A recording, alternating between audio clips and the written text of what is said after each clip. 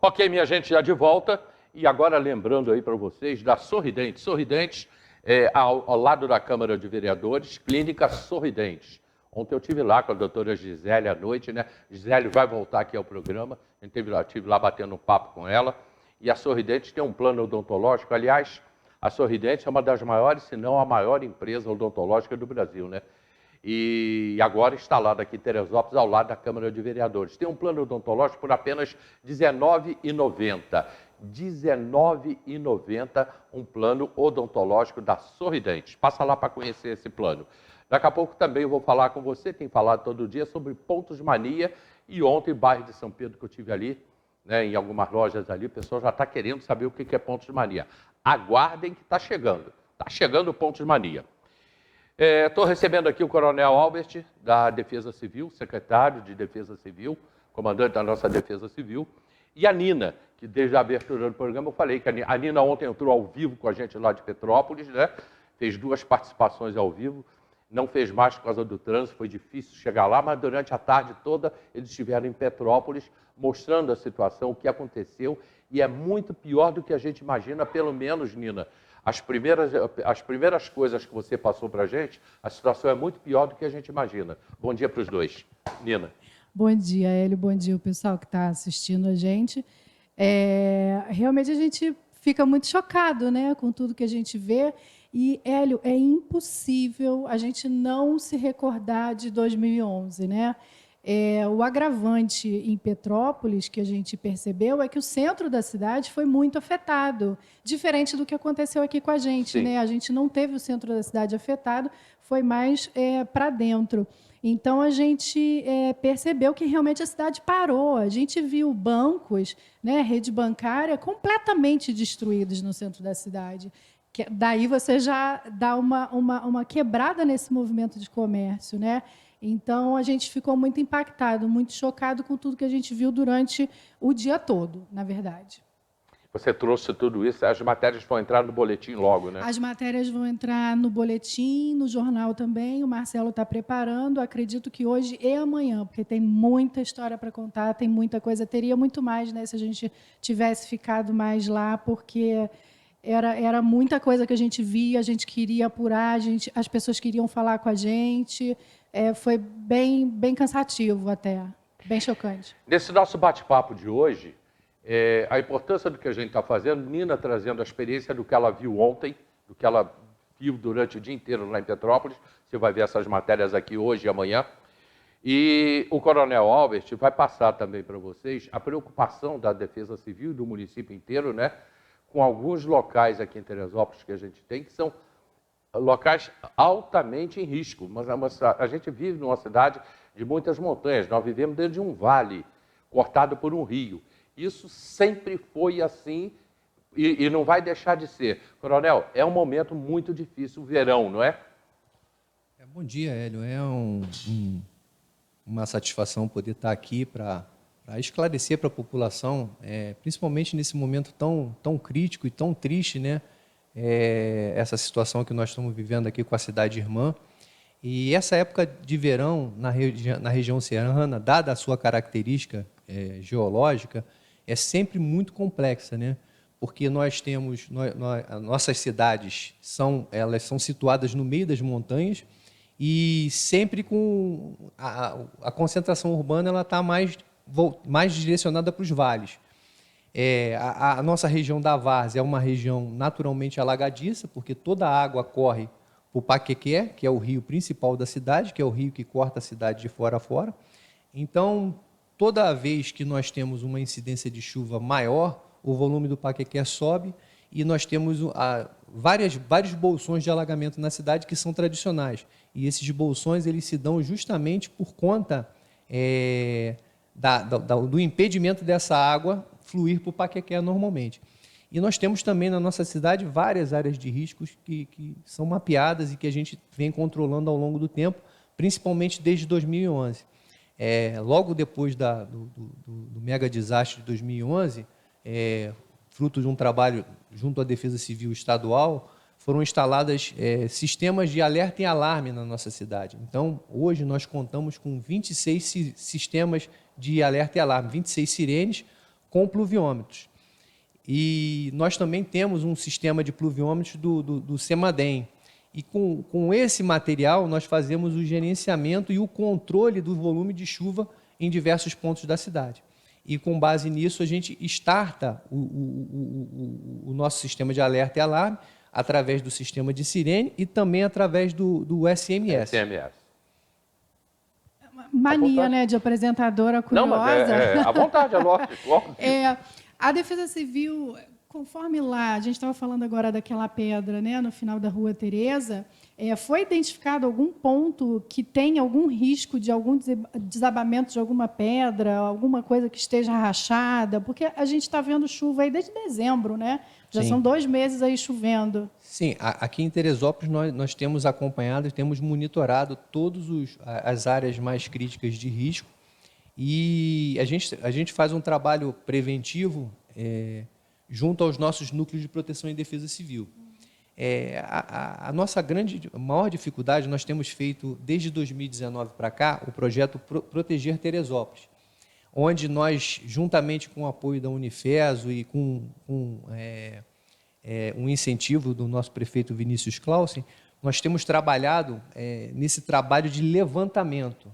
Então, o Proteger, a gente visitou ao longo desse período de 2019, nós demos uma parada por conta da pandemia no período de 2020 e voltamos em 2021. Nós visitamos já 9 comunidades com cerca de 10 mil domicílios visitados. E nesse trabalho nós fazemos um levantamento de áreas de risco geológico, risco estrutural das casas. Fazemos também um levantamento da condição dessas pessoas social, se ela tem alguma dificuldade motora, e aí nós preparamos os nossos núcleos para poder estar atendendo essa população. Num desses campos do relatório que a gente passa para eles, do formulário que a gente preenche com eles na visita, nós perguntamos se eles ouvem o sistema de alerta e alarme, se eles confiam no parecer da Defesa Civil em relação àquela situação e como elas procedem, se elas saem ou não da sua residência. E, durante esse levantamento, o que nós levantamos foi que cerca de 80%, em alguns casos até 90% das pessoas, apesar de ouvir o sistema de alerta e alarme, permanecem em suas residências. Então, a gente, com base nesse trabalho, nós entendemos que, como o desastre anterior já passou muito tempo, ao longo do tempo, as pessoas, mesmo que o sistema toque, ela acha que, não, mas não aconteceu nada no último, então nesse próximo também não vai acontecer. Situação semelhante da que aconteceu com a nossa cidade vizinha. As sirenes, todas as sirenes, eu acompanho, né, porque eu recebo as informações, as 18 sirenes de Petrópolis foram acionadas. E eu tenho um filho meu que está no bombeiro agora e ele estava trabalhando lá e nós recebemos alguns relatos. Tinham famílias que estavam na sacada observando o que estava acontecendo quando a casa foi embora. Então, muitas pessoas, elas, por conta desse passar do tempo, elas já, não aconteceu da última vez, então não vai acontecer, e elas deixaram de ter essa preocupação com o sistema. Uma coisa que me chamou muito a atenção ontem, Hélio, nós subimos ali o Alto da Serra, a gente não foi até o olho do furacão, né, digamos assim. A gente começou a subir... Pela Rua Tereza. No final da Rua Tereza, à direita, você já segue ali o Alto da Serra, tinha um barranco e a gente deu uma subida ali para ver como é que estava. Entrevistei, e aí depois vai estar passando na programação, uma comerciante. Ela tinha uma birosca, né, que a gente fala. Ela perdeu praticamente tudo e, ainda assim, ela estava fazendo pão francês para doar para aquela comunidade. Ela tinha farinha guardada em casa e ela estava fazendo pão francês, mas não era isso que eu queria falar. Me chamou muito a atenção e a gente parou de subir justamente porque a gente começou a ouvir trovão e desciam muitos raios naquela região. As pessoas lá embaixo, elas pegavam as cestas básicas, colchão, e começou a chover e elas estavam indo em direção ao Alto da Serra, ou seja, as casas que não foram destruídas, aquelas pessoas estavam indo para aquela região. Enquanto estava todo mundo voltando, né, o pessoal ali que estava trabalhando na rua, voltando, e a gente voltou com medo com receio da chuva, essas pessoas, esses moradores, eles subiam para as suas casas. Aquilo foi muito chocante, porque, como a gente estava com medo, né? Como que essas pessoas não têm medo do que pode acontecer? Complicado. Pode comentar, secretário, porque isso também acontece aqui em Teresópolis. Vale da Revolta, por exemplo, é um local que as pessoas só saem quando a coisa explode. Nós temos aqui alguns pontos na cidade que são pontos até complexos de atuar, porque as pessoas elas têm aquele sentimento e mesmo que a gente retire, elas tendem a voltar. Por exemplo, ali na Ilha do Caxangá, nós não conseguimos tirar as pessoas de lá, porque elas têm um alagamento, a gente vai até o local, a gente faz a retirada delas, e aí quando a gente entra com o desenvolvimento social para fazer o cadastramento das famílias, elas simplesmente não aparecem, porque elas não querem deixar de ter aquele convívio social. No Vale da Revolta, a mesma coisa, a gente tira no primeiro momento, aí consegue os benefícios. Tira, mas e leva para onde? Geralmente a gente faz essa retirada para o ponto de apoio, e aí já no ponto de apoio entra o pessoal do desenvolvimento social e já faz o trabalho do cadastramento e a concessão do aluguel social, para que essa pessoa possa ir para uma moradia numa área mais segura. Mas há uma tendência dessa pessoa, devido à sua convivência social, ela tende, depois de um período de tempo que não é longo, a retornar para sua casa. E como os procedimentos de demolição eles são complexos, eles não são simples e existe todo um protocolo, a gente não consegue acabar de dar conta dessa demanda de demolições no tempo para que não possibilite esse retorno da pessoa. Aí a gente fica com esse trabalho, é como se fosse um trabalho de sanfona, abre e fecha. Então, mas mesmo assim, ao longo desse período de 2 anos, vai para completar 4 anos agora, o governo do prefeito Vinícius Clausen, nós conseguimos executar cerca de 200 demolições. Não são demolições simples, que a gente consegue entrar com maquinário. A maioria dessas demolições elas têm que ser feitas manualmente, o que dificulta bastante, e a gente tem que seguir todo um protocolo que está estabelecido num decreto. As pessoas estão no aluguel social. Boa parte delas. Algumas já receberam unidade habitacional, já tem o projeto para o lançamento agora das novas 500 unidades. 500 casas. No Hermitage 2, onde vai entrar um outro grupo dessas pessoas também de 2000, remanescentes de 2011 também. Tem um projeto, não sei se você tem conhecimento, ali para a Ilha do Caxangá, esse projeto foi da Avite. Tem aquela praça ali na ilha, onde ficam os cavalos, né? Na Ilha do Caxangá, onde ficam os cavalos. Tem um projeto para construir um prédio ali. Esse projeto existe, está em Brasília. Estava no Ministério das Cidades, eu não sei onde ele está agora. Agora, você tem conhecimento desse projeto? Esse projeto ele tem alguns empecilhos e aquela área ali também é uma área de alagamento também, porque ela é bem rabeira, ela alaga da mesma forma que a comunidade do Caxangá, porque o ponto de alagamento maior, não sei se vocês já tiveram oportunidade de ir lá no Caxangá, no final, tem uma curva no final, que é a curva do rio, que é onde a água sobe mais. E esse processo está com decisão judicial e, por conta disso, ele está meio parado. A construção ali logo na entrada, mas também eu não considero que também seja o melhor ponto, porque eles também vão ter problema do alagamento ali. Agora, você falou aí, se a gente já teve oportunidade de ir lá, deixa eu somar aqui, se teve 35 para 40 anos, em cada alagamento eu tive lá. Não só na Ilha do Caxangá, como em todos os lugares aqui em Teresópolis. Ele trabalhou muito ativamente, como a Nina foi ontem para Petrópolis, com a equipe toda, né? Então a gente tem assim um conhecimento, por exemplo, o Vale da Revolta, a gente conhece bastante tudo aquilo ali, aquela região toda ali, Meudon, Coreia, a gente sempre atuou ali jornalisticamente trabalhando, né? E a gente tem conhecimento, os lugares perigosos aqui em Teresópolis, a gente sabe que vai acontecer, porque como a Nina falou, a tragédia de 2011, ela fez um corredor de Friburgo a Petrópolis, ou de Petrópolis a Friburgo, e, por sorte, não passou por dentro da cidade. Ela passou quase que numa periferia. Então ela fez um corredor. Dessa vez, não. Dessa vez ela caiu no centro de Petrópolis, que ela foi localizada. É aí que eu quero chegar, secretário. Qual é a possibilidade? E a Defesa Civil tem como saber que uma carga grande de chuva vai chegar em determinada localidade com rapidez? Na realidade, nós não temos.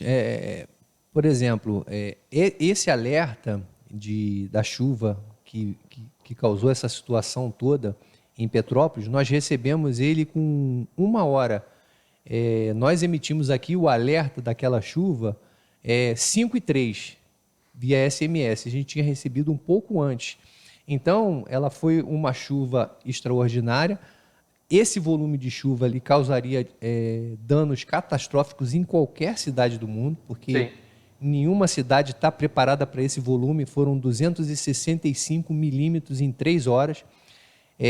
Nós pegamos uma pontinha dessa chuva, uma pontinha dela passou para cá. Por sorte nossa, ou pela mão de Deus, ela entrou aqui por entre a Serra dos Cavalos e passou e descarregou ali na Coreia, no Meudon, que por sorte nossa era a localidade que estava com menor volume acumulado de chuva, e nós tivemos 61,8 milímetros em 1 hora, que é um valor absurdo, tendo em vista que o protocolo de acionamento do sistema de alerta e alarme é 45 em 1 hora.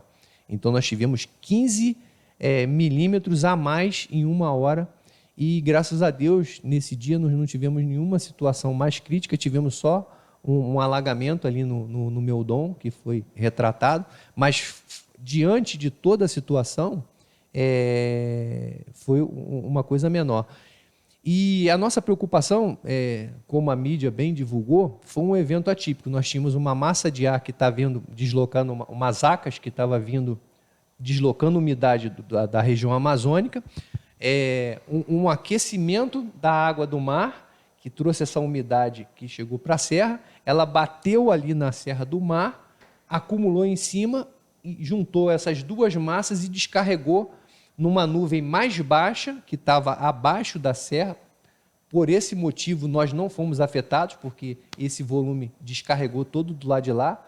Mas nós temos uma proteção natural. Sim, que é a Serra dos Órgãos. A Serra dos Órgãos. Na realidade, em Teresópolis, nós temos algumas características que são interessantes.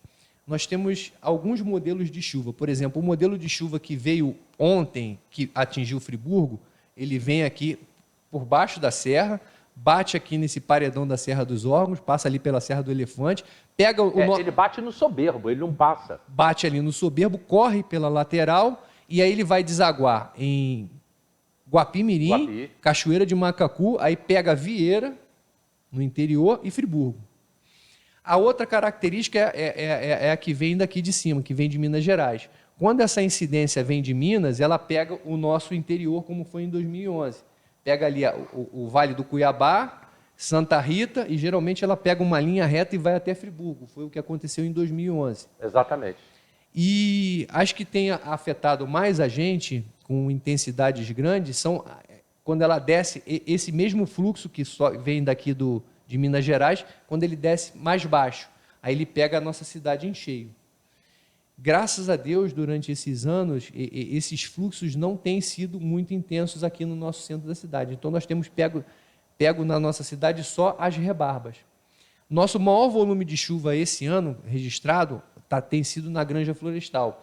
E aí, nós, Defesa Civil, entendemos que, como nós não temos um grande número de ocorrências na Granja Florestal, que todas aquelas intervenções que voltaram a ser feitas lá pelo governo do Estado, que ficaram paradas durante muito tempo, e o nosso prefeito conseguiu, através de muita conversa com o governo do Estado, restabelecer aquelas obras que ficaram faltando, nós não tivemos problema. Nós estamos com uma faixa de 480 milímetros acumulados mensais na Granja Florestal.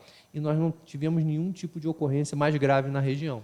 De toda forma, na verdade, qualquer tipo de chuva na região serrana, seja em qual cidade for, é um motivo de alerta, porque ontem o diretor mandando mensagem para a gente, começou a chover, está alagando, e mandava vídeo da Mosela, E a gente já tinha saído daquela porque região. a gente estava vendo o que estava acontecendo lá. E a gente já tinha conseguido chegar no centro, porque quando choveu, começou a chover no Alto da Serra, a gente desceu correndo, justamente por conta... A gente não sabia o que ia acontecer ali, a gente desceu e o diretor mandando mensagem pedindo para a gente sair de lá, porque na Mosela, no Bingen, que é muito próximo, já tinha um acúmulo de água muito grande, que, na verdade, depois nós encontramos um bombeiro lá embaixo e ele alertou a gente, olha, Friburgo está chovendo pra caramba, o volume de água lá está aumentando. Provavelmente foi isso que o senhor falou agora.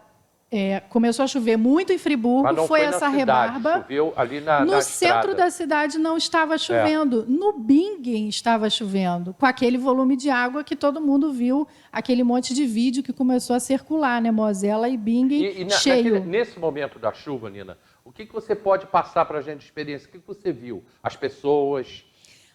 Quando começou a chover, a gente não pegou aquela chuva pesada. Quando começou a chover, até o Alex, nosso cinegrafista, foi o que ficou mais assustado, porque os trovões e os raios que a gente via raio cortando, era muito assustador, chegava a dar uma trepidação.